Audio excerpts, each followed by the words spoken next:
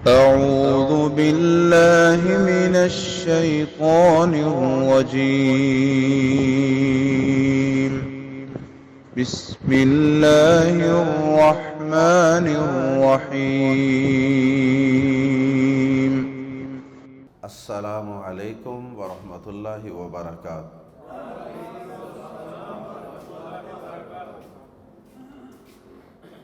سورۃ المائدہ آیت نمبر 87 اور 88۔ ان الحمد للہ والصلاة والسلام علی رسول اللہ اما بعد۔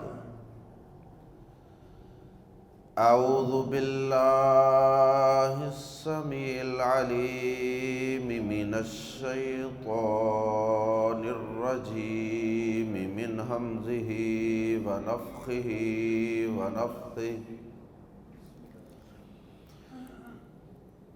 یا ایہا الذین آمنوا لا تحرموا طیبات ما احل اللہ لکم ولا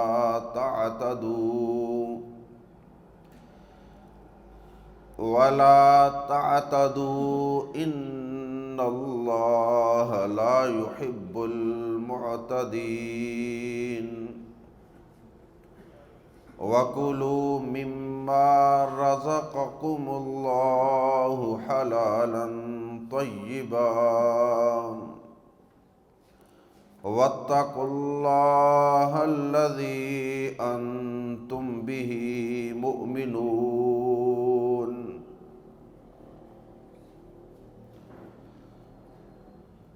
اللہ رب العزت نے حضرت انسان کو پیدا کیا۔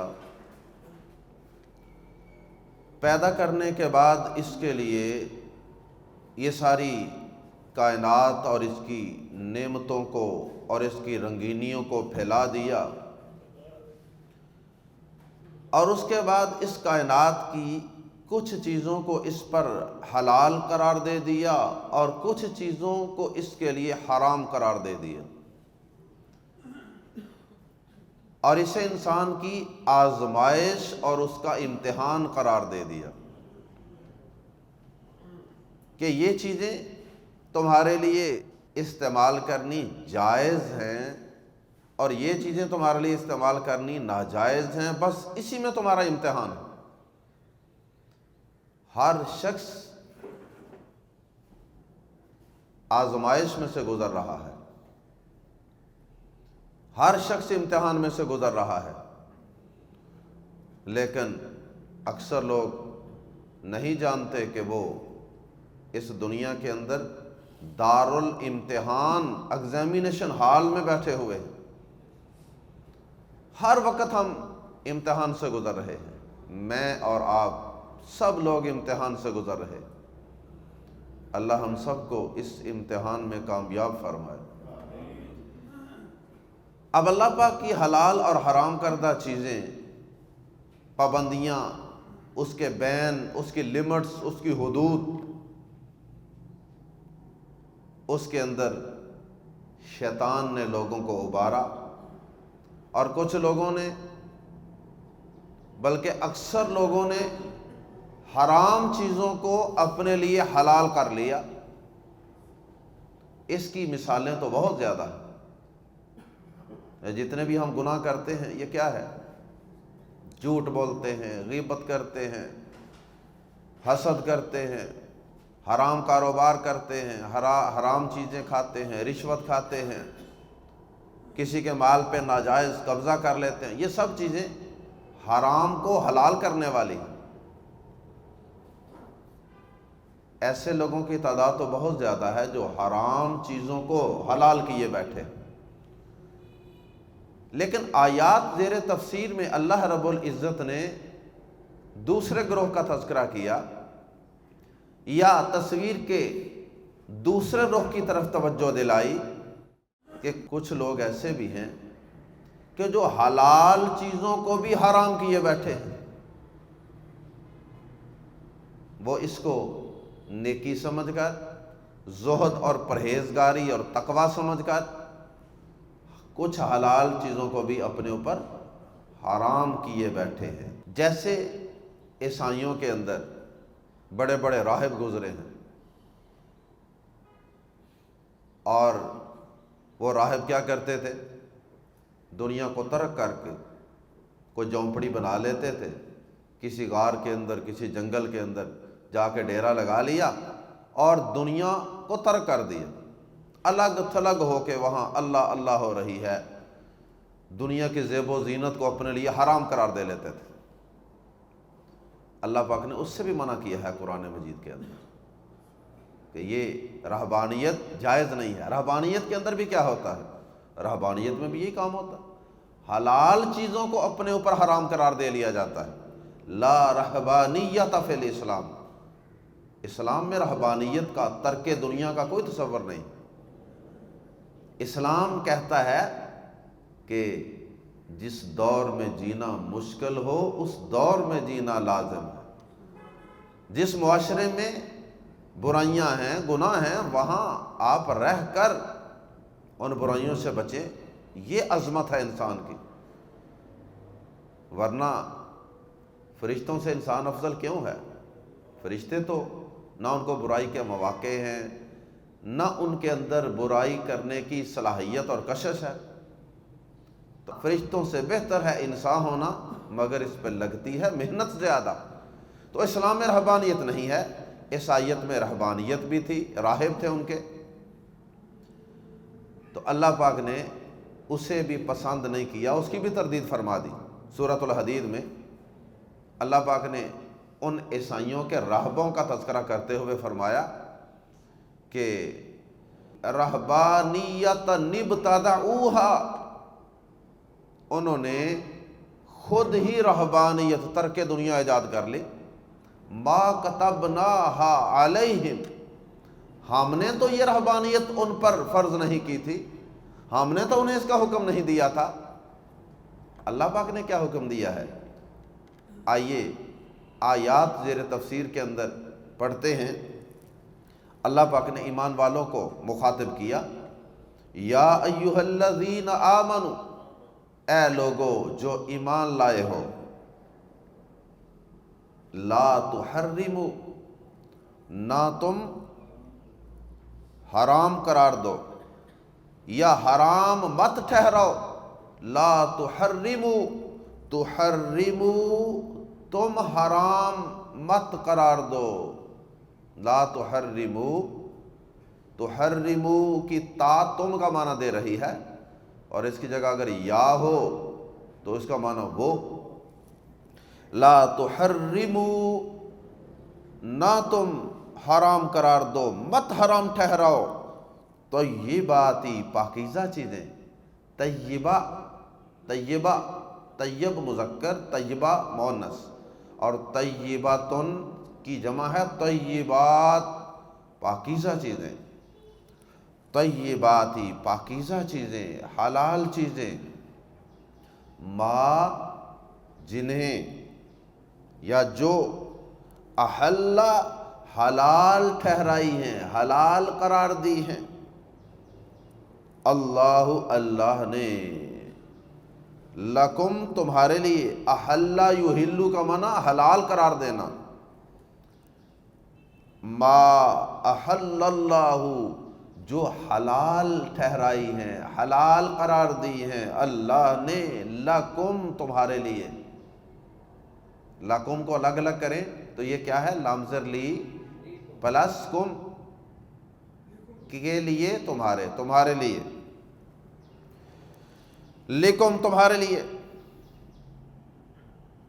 اللہ پاک نے تو حلال قرار دی تھی اور تم نے حرام قرار دے لی، تو عیسائیوں نے ایسا کیا، تو اللہ پاک نے ایمان والوں کو مخاطب کرتے ہوئے فرمایا کہ ایمان والو تم یہ کام نہ کرنا، وَلَا تَعْتَدُوا، اور حد سے مت گزرو، اور حد سے نہ بڑھو، حد سے نہ بڑھو، یہ اللہ پاک کی لمٹس ہیں، حدود ہیں، ان سے آگے نہ بڑھو۔ اور یہی وجہ ہے کہ اللہ پاک نے آگے فرمایا کہ ان اللہ، بے شک اللہ، لا یحب، نہیں محبت کرتا، نہیں پسند کرتا، المعتدین، حد سے بڑھنے والوں کو۔ بے شک اللہ حد سے بڑھنے والوں کو پسند ہی نہیں کرتا، اللہ کو ایسے لوگ پسند ہی نہیں ہیں۔ یہی وجہ ہے کہ ہمارے نبی پاک صلی اللہ علیہ وسلم نے بھی جب 3 آدمیوں کے متعلق سنا تھا کہ وہ آپ کی غیر موجودگی میں آپ کے گھر میں اپنی ماں، مومنوں کی ماں عائشہ صدیقہ رضی اللہ تعالی عنہا کے پاس آئے تھے، نبی صلی اللہ علیہ وسلم کی زوجہ محترمہ کے پاس آئے تھے، اور انہوں نے آ کے پوچھا تھا آپ کے جو سری اعمال ہیں، عبادات ہیں، جو عام لوگوں سے عموماً مخفی ہوتی ہیں،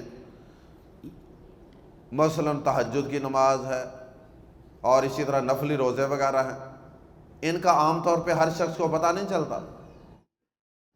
جیسے آپ نے بھی ماشاءاللہ آج نفلی روزہ رکھا ہوگا سوموار کا، تو اب اللہ پاک کے علم میں ہے نا کس کس نے رکھا ہے اور کس کس نے نہیں رکھا۔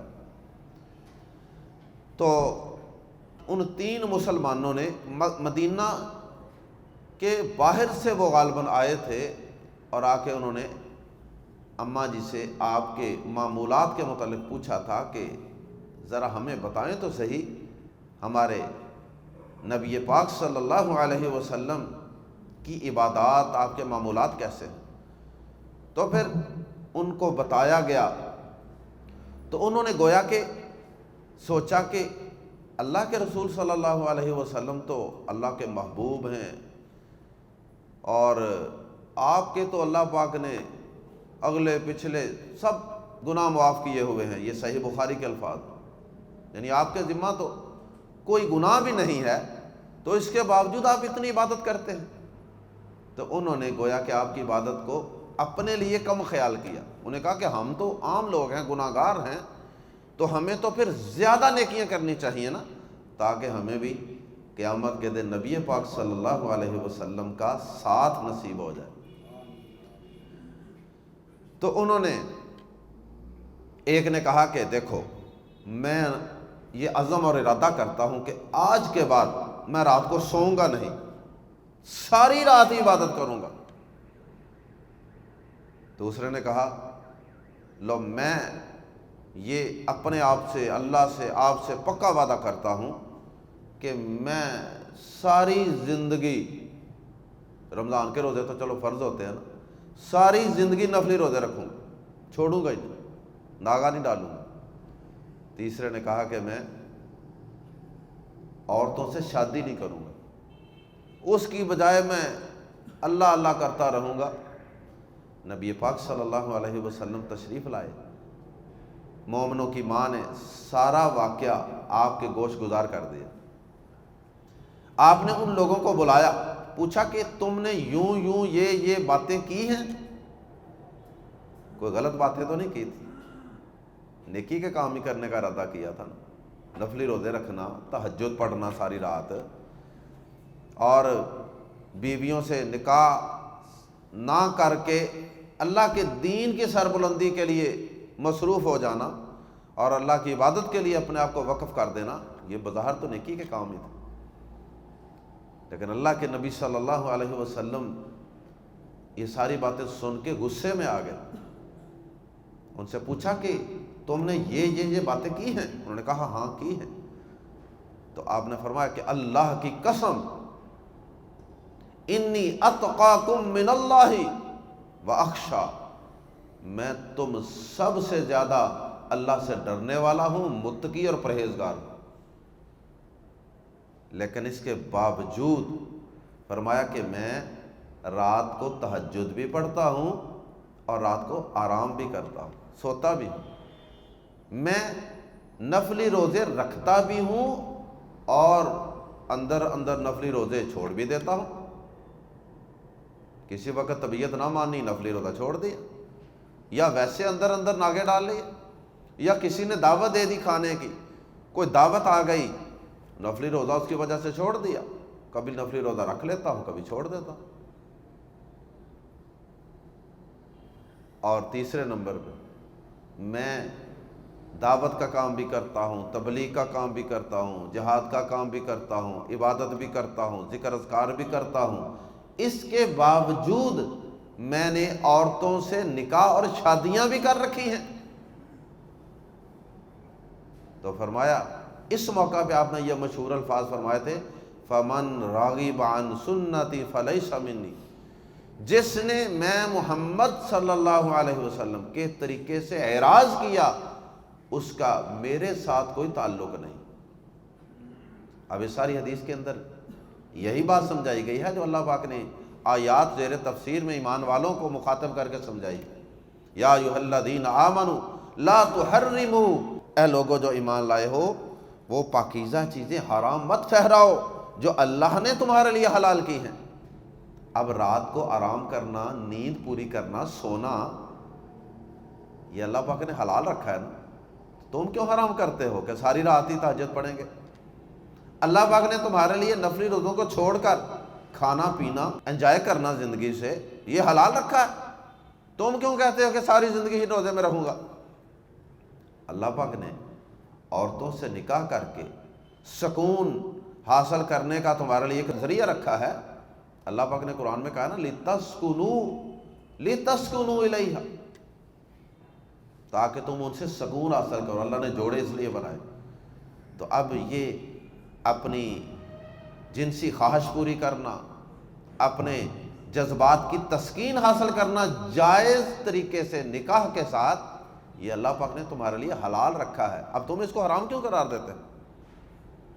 اور اسی قسم کی وہ بات ہے نا جو اللہ پاک نے سورۃ التحریم کے اندر اپنے نبی پاک صلی اللہ علیہ وسلم کی بھی سرزنش فرما دی تھی، جب آپ نے ایک زوجہ محترمہ کے کہنے پر جب ان کے پاس گئے تھے، ایک بیوی کے بعد دوسری کے پاس گئے تھے، تو انہوں نے یہ پلان کیا ہوا تھا کہ جب وہاں سے حضرت عائشہ کے پاس سے آئیں گے نا تو ہم سب نے کہنا کہ آپ شہد استعمال کر کے آئیں، آپ کے منہ سے سمیل آ رہی ہے، تو تاکہ اس کے بعد آپ وہ شہد استعمال ہی نہ کریں۔ تو آپ نے کہا کہ اچھا چلو آج کے بعد میں شہد استعمال ہی نہیں کروں۔ تو اللہ پاک نے کیا کہا تھا؟ یا ایھا النبی، اے نبی پاک صلی اللہ علیہ وسلم، لما تحرم ما احل اللہ لک، آپ اس چیز کو اپنے اوپر حرام کیوں قرار دے رہے ہیں جسے اللہ نے آپ کے لیے حلال قرار دیا ہے؟ اللہ پاک تو اپنے نبی کو بھی اس بات کی اجازت نہیں دیتا کہ وہ بھی کسی حلال چیز کو حرام ٹھہرائیں۔ میں اور آپ کس کھیت کی مولی ہیں کہ ہم کسی حلال چیز کو حرام ٹھہرائیں؟ صحیح بخاری ہی میں حدیث ہے کہ عبداللہ بن مسعود رضی اللہ تعالی عنہ نے یہ روایت بیان کی، کہتے ہیں کہ ہم نبی صلی اللہ علیہ وسلم کے ساتھ غزوات اور جنگوں میں ہوتے تھے، ہمارے ساتھ ہماری بیویاں نہیں ہوتی تھیں، اور کئی مہینے کتنی دیر کے کئی غزوے ہوتے تھے، سفر ہوتے تھے لمبے لمبے۔ اب بیوی کی خواہش تو ہوتی ہے نا، یہ ایک نیچرل ڈیزائر ہے۔ تو ہم نے اللہ کے نبی صلی اللہ علیہ وسلم سے کہا کہ ہم خسی نہ ہو جائیں، اپنی یہ سیکسول ڈیزائر ختم ہی کر دیں۔ بعض روایات کے اندر اس قسم کے الفاظ بھی ہیں کہ ہم اپنے عضو کاٹ دیں، یا ہم اپنے آپ کو خسی کر لیں، یعنی اپنے آپ کو نمرد کر لیں تاکہ یہ خواہش ہی ختم ہو جائے ہمیشہ کے لیے۔ نبی صلی اللہ علیہ وسلم نے عبداللہ بن مسعود رضی اللہ عنہ فرماتے ہیں کہ آپ نے ہمیں منع کر دیا، فرمایا نہیں یہ کام نہیں کرنا، خسی نہیں ہونا۔ آپ جانتے ہیں اللہ کے نبی صلی اللہ علیہ وسلم نے جانور کو خسی کرنے سے بھی منع کیا ہو، جانور بے زبان اسے بھی خسی کرنے سے منع کیا ہوگا۔ وہ الگ بات ہے کہ اگر کسی نے یہ ظلم کر دیا جانور پہ تو اس کی قربانی کرنی جائز ہے، لیکن خود نبی صلی اللہ علیہ وسلم نے جانور کو خسی کرنے سے منع فرمایا۔ اللہ اکبر۔ تو آپ نے منع کر دیا ہمیں خسی ہونے سے، آپ نے فرمایا کہ تم عورت سے کپڑے کے عوض، کپڑے کے ساتھ تم نکاح کر لو۔ اور شاید یہ متع کی اجازت تھی، تو نبی صلی اللہ علیہ وسلم نے یہ اجازت دے دی، لیکن خصی ہونے کی اجازت نہیں دی۔ لیکن صحیح مسلم کے اندر حدیث ہے کہ کچھ ہی عرصے کے بعد اللہ پاک نے اس متع کو حرام قرار دے دیا۔ یہ عارضی سا جو نکاح ہوتا ہے، عارضی سا نکاح، اس کو حرام قرار دے دی۔ اب نکاح وہی جائز ہے جس میں عورت کو ہمیشہ بسانے کی اور بیوی بنانے کی اور بیوی بنا کر بسانے کی اور رکھنے کی نیت ہو، وہی نکاح اللہ کے ہاں قابل قبول ہے۔ تو صحیح مسلم کی حدیث کے مطابق صحابہ کہتے ہیں کہ نبی صلی اللہ علیہ وسلم نے پھر اس متع کے نکاح کو، اس عارضی اور وقتی نکاح کو قیامت تک کے لیے حرام قرار دے دیا۔ آپ نے فرمایا اب میں اسے قیامت تک حرام قرار دیتا ہوں۔ تو آئیے قرآن مجید کے الفاظ میں پڑھتے ہیں ایک اور مقام، سورۃ النحل، قرآن مجید کی سورت ہے 14ویں پارے میں، وہاں پہ اس سے ملتی جلتی بڑی شاندار اور واضح قسم کی آیت بھی موجود ہے۔ اللہ پاک نے فرمایا وَلَا تَقُولُوا لِمَا تَصِفُ أَلْسِنَتُكُمُ الْكَذِبَ، اور اس کی وجہ سے جو تمہاری زبانیں جھوٹ کہتی ہیں مت کہو۔ کیا مت کہو؟ ہذا حلال وہذا حرام، جھوٹ بولتے ہوئے، زبانوں سے جھوٹ بولتے ہوئے یہ مت کہو کہ یہ حلال ہے یہ حرام ہے۔ اپنی مرضی سے کسی چیز کو حلال اور کسی کو حرام مت ٹھہراؤ۔ لی تفتروا علی اللہ الکذب، تاکہ اللہ پر جھوٹ باندھو۔ ان الذین یفترون علی اللہ الکذب، بے شک جو لوگ اللہ پر جھوٹ باندھتے ہیں، لا یفلحون، وہ فلاح نہیں پائیں گے۔ تو اپنی طرف سے کسی چیز کو حلال قرار دینا اور اپنی طرف سے کسی چیز کو حرام قرار دے لینا زبان سے جھوٹ بولتے ہوئے، یہ اللہ کو پسند نہیں ہے، یہ حد سے بڑھنے والی بات ہے، اور ایسے لوگ فلاح نہیں پائیں گے۔ یہ سورۃ النحل کی آیت نمبر 116 ہے۔ آئیے آیات زیر تفسیر کو مکمل کرتے ہیں۔ وَكُلُوا، اور کھاؤ، مما، اس میں سے جو رزقا، رزق دیا ہے یا صرف دیا ہے۔ رزقا کا معنی اس نے دیا ہے، کم تمہیں، وَكُلُوا، یہ کل کی جمع ہے، کلو، کل، یہ فعل امر ہے، کل، کھا، اور کلو اس کی جمع، وَكُلُوا، اور کھاؤ، من جمع ما، من میں سے، ما جو مل کے بن گیا، مما، اس میں سے جو رزقا دیا ہے، کم تمہیں، اللہ، اللہ نے، حلالاً، حلال، طیباً، طیب، اور اللہ نے تمہیں جو کچھ دیا ہے اس میں سے حلال طیب کھاؤ۔ واتقوا اللہ، اور اللہ سے ڈر جاؤ، اور اللہ سے ڈر جاؤ۔ ہاں، اللہ سے کیا ڈر جاؤ؟ تقوی اختیار کرو۔ جو چیزیں اللہ نے حرام قرار دی ہیں نا، ان سے بچو، بچنا ہے تو۔ یہ کوئی بہادری نہیں کہ حلال چیزوں کو چھوڑ دو اور حلال چیزوں سے بچنا شروع کر دو۔ حلال چیزوں سے بچنے کی کئی صورتیں ہو سکتی ہیں نا۔ نمبر 1، زہد اور پرہیزگاری کی وجہ سے آدمی زیب و زینت چھوڑ دے، حلال چیزیں، لذت والی چیزیں، مرغوب چیزیں چھوڑ دے۔ نمبر 2، آدمی ویسے ہی قسم کھا بیٹھا ہے کہ یہ جائز کام میں نہیں کروں گا، اللہ نے اسے بھی منع کر دیا۔ اور اسی طرح تیسرے نمبر پہ یہ ہوتا ہے کہ بعض اوقات کوئی حلال چیز ہوتی ہے انسان کو ویسے پسند نہیں ہے، اس لیے وہ کم کھاتا ہے یا نہیں کھاتا۔ پہلی 2 چیزیں تو حرام ہیں، وہ جائز نہیں ہے کہ آدمی زہد اور پرہیزگاری کی وجہ سے حلال چیز چھوڑے، یا کسی جائز کام کو نہ کرنے کی قسم کھا لے، اللہ کی قسم میں آج کے بعد صدقہ نہیں کروں گا، اللہ کی قسم میں آج کے بعد تم دونوں کو نماز پڑھنے کا نہیں کہوں گا، وغیرہ وغیرہ۔ تو اس سے بھی اللہ پاک نے منع کیا ہے یہ بھی جائز نہیں. اگر ایسی قسم اٹھا لی ہے اس قسم کا کفارہ ادا کرو, کفارہ ادا کر کے وہ جائز کام ہے اس کو کرو. اللہ پاک کی ذات کو اور اللہ کی قسموں کو نیکی کے کاموں میں رکاوٹ نہ بناؤ. اچھا, تیسری جو صورت ہے کہ ویسے کوئی چیز پسند نہیں ہے, پسند ناپسند اور چیز ہے. مثلا کسی آدمی کو کوئی سبزی پسند نہیں ہے, جی میں بھنڈیاں نہیں کھاتا جی, مثال کے طور پہ, اس وجہ سے اگر وہ نہیں کھاتا تو ایک الگ چیز ہے, لیکن اس کی سوچ کیا ہے, نیت کیا ہے, یہ اللہ کے ساتھ. ایک آدمی وہ کہتا ہے مجھے یہ چیز راس نہیں آتی, یا مجھے ویسے یہ پسند نہیں ہے, یا مجھ سے کھائی نہیں جاتی ہے. کئی لوگ میں نے دیکھے وہ کہتے ہیں جی ہم سے فش نہیں کھائی جاتی, کئی کہتے ہیں ہم سے مینگو نہیں کھائی جاتی, کئی کہتے ہیں ہم سے فلاں سبزی نہیں کھائی جاتی.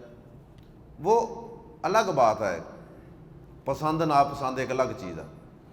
یہ تو ایک فطری چیز ہے نا, انسان کو کوئی چیز زیادہ پسند ہوتی ہے, کوئی کم پسند ہوتی ہے, کوئی پسند ہی نہیں ہوتی. لیکن کبھی کبھار اس کا لقمہ لگا لے تاکہ کہیں اس کے دل کے اندر کوئی ایسی بات ہے تو وہ نکل جائے. اب کئی لوگ ہیں وہ یہ کپورے وغیرہ نہیں کھاتے, کئی لوگوں نے ان کو حرام قرار دیا ہوگا. تو بھائی اپنی طرف سے کسی چیز کو حرام قرار نہیں دے سکتے, 100 دفعہ سوچا کریں کسی چیز کو حرام قرار دینے سے پہلے. ہاں اگر آپ کا دل نہیں مانتا, آپ کو پسند نہیں ہے تو نہ کھائیں. اب اجری بھی تو کھاتے ہیں نا لوگ, جانوروں کی اجری.